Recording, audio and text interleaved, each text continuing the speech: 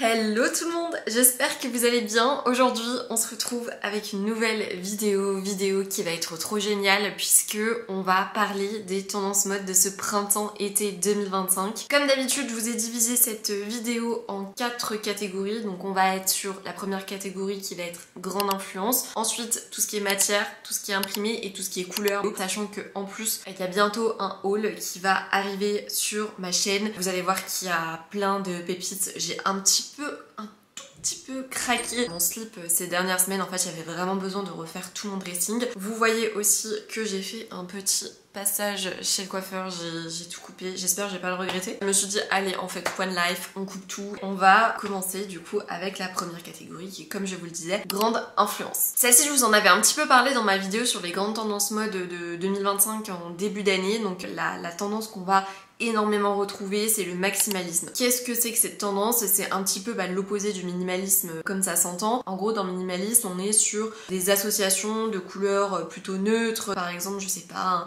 un rose pastel avec un taupe. Là c'est du minimalisme parce que ce sont des couleurs qui sont pas très saturées, on n'a pas d'imprimé, on est sur des couleurs terreuses, des couleurs douces, et donc on est sur du minimalisme. Idem au niveau des looks monochromes blanc, noir, beige. Et là l'idée avec le maximalisme c'est de faire absolument tout l'inverse. On va tout miser sur les imprimés, on va tout miser sur des associations de couleurs qui vont être super vives, typiquement du orange avec du rose, des rayures avec des fleurs. On veut des choses qui vont être voyantes. On est vraiment sur un mood de superposition. C'est ça qu'il faut se dire, mais pas des superpositions neutres, des superpositions qui vont vraiment envoyer du lourd. C'est quelque chose qu'on a vu sur pas mal de défilés, donc typiquement celui de Versace par exemple, où on a eu énormément de mix and match avec différents imprimés. On pourrait être transparente avec vous, celui de Versace cette année j'ai pas du tout aimé. Autant celui des années précédentes, enfin vous le savez, Versace c'est une de mes maisons coup de cœur, mais là cette année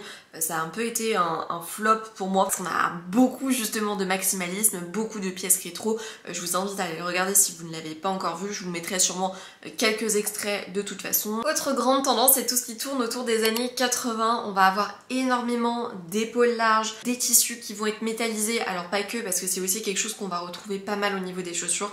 D'ailleurs sur Vinted je me tâte tellement. En fait là en mai j'ai un shooting d'engagement avec la photographe qu'on a pris pour le mariage, et du coup j'ai trouvé une robe trop belle sur Vinted, enfin elle est toute blanche, j'essaierai, enfin je vous la mettrai ou je vous la présenterai encore dans un prochain haul, et en fait j'avais trop envie de partir sur ce type de chaussures, donc je vous le mets là parce que je trouve que ça ajoute un petit peu de glam au look. Là je me tâte, c'est typiquement le genre de chaussures sur lesquelles vous pouvez miser si vous voulez opter pour des chaussures qui font un petit peu 80s, sachant que je vous parle de tout ce qui est 80s, mais on va aussi avoir énormément d'influence 70s aussi. Troisième influence qu'on va le plus retrouver, c'est tout ce qui est western chic. Vous avez pas pu passer à côté, on va retrouver tout ce qui est frange, on va retrouver tout ce qui est Santiago, donc frange au niveau des chaussures, énormément de denim également. On a par exemple eu énormément de franges sur des modèles de vestes sur le défilé Ralph Lauren. Si vous ne l'avez pas encore vu ce défilé, je vous invite vraiment à aller le voir parce que je trouve qu'on était vraiment sur des pièces de qualité. Alors bien sûr on s'éloigne un petit peu de ce look maximalisme dont je vous parlais, mais si vous aimez tout ce qui est coupe minimaliste, des vêtements qui sont très épurés, avec des lignes très fines, Ralph Lauren en fait. Donc gardez bien ça en tête, je vous en avais déjà parlé au niveau de l'automne. Normalement vous avez pu collectionner certaines pièces qui étaient apparues un petit peu à ce moment-là. Aussi, j'ai failli l'oublier, mais tout ce qui est veste andin, on est un peu dans cette influence western chic, donc à adopter sans modération pour ces prochaines semaines. On va aussi avoir une influence plutôt néo-romantique, on va dire. Vous savez que sur ma vidéo sur les prédictions Pinterest, je vous avais parlé de tout ce qui était influence poupée, et sachez que c'est quelque chose qu'on va retrouver aussi ce printemps avec énormément de volants, avec de la dentelle, avec des coupes qui vont être vaporeuses. Ça typiquement, dans le haul que je vous prépare, on est sur énormément de pièces de ce genre. Vous savez que j'adore ce combo romantique, mais pas trop, parce que je l'associe souvent, vous le savez, avec des pièces qui vont bien entre elles, mais pas dans un look similaire. Et ce qu'il faut que vous vous disiez, c'est que vraiment ce printemps, on veut des choses vaporeuses, pourquoi pas une petite jupe à volant, ça va faire partie des pièces tendance incontournables à avoir ce printemps. C'est d'ailleurs une vidéo qui arrive aussi très bientôt, je vous prépare vraiment plein de choses, vous allez voir. L'idée c'est d'avoir un look moderne, on veut pas trop tomber dans le look mercredi non plus, on veut des couleurs plutôt lumineuses, plutôt pastel, ça on va en parler juste après. On va passer à la catégorie numéro 2 qui est les matières tendances. Première matière, d'une manière générale que j'ai pu remarquer, c'est tout ce qui est mèche et jeux de transparence. Grosso modo, là, ce printemps, on est sur des jeux de superposition.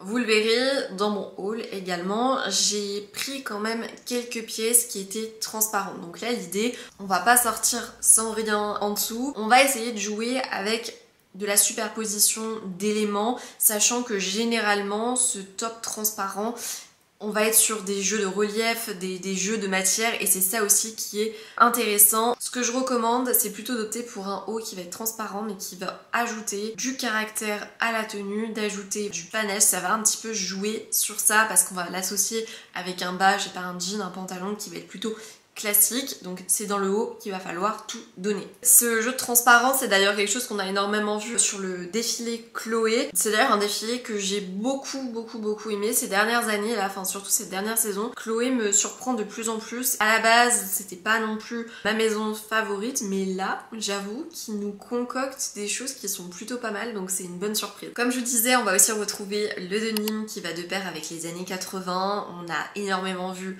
sur le défilé Versace.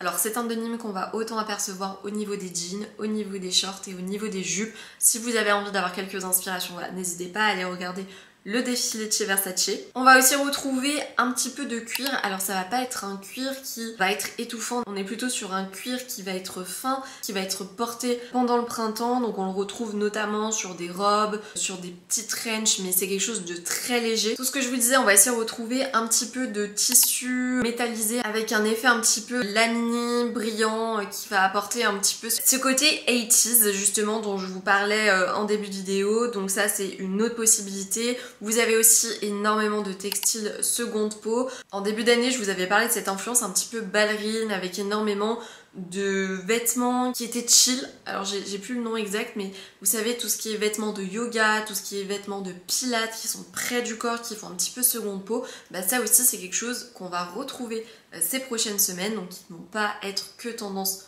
pour le sport, mais même pour vos looks du quotidien. Donc encore une fois, c'est quelque chose d'intéressant pour lesquels vous pouvez opter. Alors je trouve que c'est à prendre quand même avec parcimonie parce qu'on peut vite tomber dans le look un petit peu trop chill qui est pas non plus quelque chose que j'aime à 100%. J'aime bien les looks qui sont quand même un petit peu plus travaillés, mais sachez que je sais pas, si un jour vous avez pas le goût, vous habillez de cette manière et c'est terminé et vous serez toujours bel et bien dans la tendance. On retrouve aussi bien évidemment le lin. Le lin, j'ai envie de vous dire que c'est un petit peu un incontournable de chaque été, de chaque printemps, donc forcément on le retrouve aussi cette année. Alors la seule différence entre le lin intemporel et le lin qui l'est, c'est que on est sur un lin qui va être quand même un petit peu plus coloré, qui va être aussi plus structuré. Vous allez voir que les pièces sont aussi plus travaillées, donc on n'est pas juste sur le pantalon en lin beige qu'on a l'habitude de voir et qui est un basique certes. Et aussi, autre chose que j'ai énormément vu, c'est tout ce qui est soie. Je ne présente plus cette matière qui est pour moi le comble de l'élégance. Genre si vraiment vous cherchez des pièces élégantes, pour moi c'est un classique. Vous êtes sûr en fait de ne pas faire de faux pas en optant pour ce type de pièces. On l'a aperçu sur vraiment plein de défilés, même au niveau des pantalons. Les pantalons en soi c'est quelque chose qu'on va retrouver, donc pourquoi pas. Ensuite on va passer à l'autre catégorie qui est tout ce qui est couleur tendance. Alors je vous le dis d'emblée, on va pas aller dans le détail. Pourquoi? Parce que en fait je vous ai déjà sorti une vidéo sur les couleurs tendance où on dissèque vraiment ensemble toutes les couleurs qu'on retrouve depuis ce début d'année et qu'on va retrouver jusqu'à la fin de l'été, sachant que ça c'est susceptible d'évoluer, donc je vous ferai sûrement une autre vidéo le moment venu. Je vais vous en donner 2-3 grandes influences et puis vous aurez plus de détails dans cette vidéo, donc si ça vous intéresse, je vous invite à aller la regarder, je vous les mets juste ici. Mais quand même, si je peux du coup vous faire un petit spoil sur les couleurs tendances que l'on va retrouver, je vous en ai parlé un petit peu en début. On va retrouver énormément de couleurs pastel avec notamment du rose poudré, du jaune beurre, du bleu glacé, que des couleurs en fait que l'on adore pour le printemps et qui sont totalement dans l'air du temps. Donc grosso modo ce qu'il faut retenir pour ces prochaines semaines, c'est qu'on veut des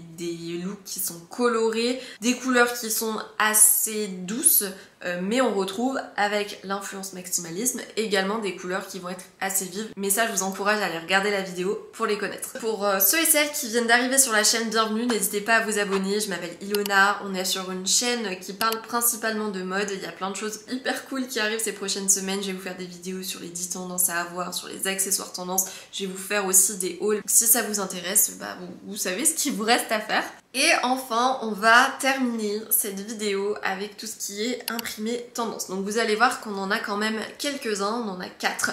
Alors, le premier, il ne va pas plaire à tout le monde, je le sais d'emblée, mais c'est un imprimé qui rejoint l'influence western dont je vous en avais parlé au début. C'est l'imprimé vache. C'est un imprimé qu'on va énormément retrouver au niveau des accessoires notamment, parce que c'est quand même un imprimé qui est particulier, hein, il faut le dire, on va pas le porter tous les jours. Si vous êtes courageux, si vraiment vous avez l'habitude d'avoir des looks qui sont originaux, voilà, qui envoient du lourd, une veste à imprimer peau de vache, go. Et sinon ça va, comme je vous disais, plutôt être au niveau des accessoires. Donc on peut très bien imaginer un sac effet peau de vache, des chaussures effet peau de vache. En fait à vous de voir comment vous voulez adopter cette tendance au niveau de vos looks. Si vous avez envie d'adopter cette tendance, que je vous recommande, c'est d'éviter d'opter pour le full look parce que vraiment on va être dans le too much là. Chacun porte ce qu'il veut, mais je suis pas fan. Mais en tout cas sachez que c'est un imprimé qu'on va énormément retrouver. Je vous avais dit que ça allait sûrement être un petit peu quand même une micro tendance qu'on allait voir, mais ça vaut le coup de la tester pour ces prochaines semaines. On va aussi retrouver tout ce qui est fleurs oversize. Clairement cet imprimé avec des grosses fleurs, c'est aussi quelque chose qu'on retrouve de partout sur plein de défilés. On l'a vu au niveau des blouses, on l'a vu au niveau des robes, on l'a vu au niveau des vestes. C'est d'ailleurs un imprimé qu'on a vu avec énormément de pastels, qui a été vu chez Versace. Enfin, voilà, c'est pour ça que je vous disais que j'étais pas forcément ultra fan. C'est un imprimé qui a le mérite d'exister. J'avoue que je préfère peut-être les petites fleurs qui vont être un petit peu plus romantiques. Après avoir les grosses fleurs, on peut aussi les adopter. Faut voir la pièce, faut voir comment aussi le porter parce que c'est pas quelque chose qui est évident. Enfin, là clairement aussi au niveau des imprimés, on voit qu'on est clairement dans cette influence maximalisme. On s'éloigne un petit peu des choses discrètes, là on veut du voyant et ça passe par l'imprimé vache, ça passe aussi par les fleurs en gros format. On va aussi retrouver tout ce qui est rayures verticales, donc ça je vous en avais parlé, ce que je trouve génial, donc vertical comme ça. Pour moi c'est aussi quelque chose de super intéressant, quand on est petite ça allonge la silhouette. On retrouve énormément ces rayures verticales sur du bleu avec du blanc, notamment au niveau des pantalons d'ailleurs. C'est un combo que j'aime beaucoup, on va aussi le retrouver au niveau, alors pas forcément des vestes mais au niveau des chemises et des blouses. Je trouve ça très moderne, très contemporain et la rayure de toute façon vous le savez j'aime beaucoup. J'ai d'ailleurs chopé un haut, une blouse qui est incroyable sur Vinted, je crois que je l'ai payée en plus 6 €, enfin on reviendra là-dessus, je vous la montrerai. Elle est incroyable, j'ai hâte de la porter, elle fait super élégante, super classe donc...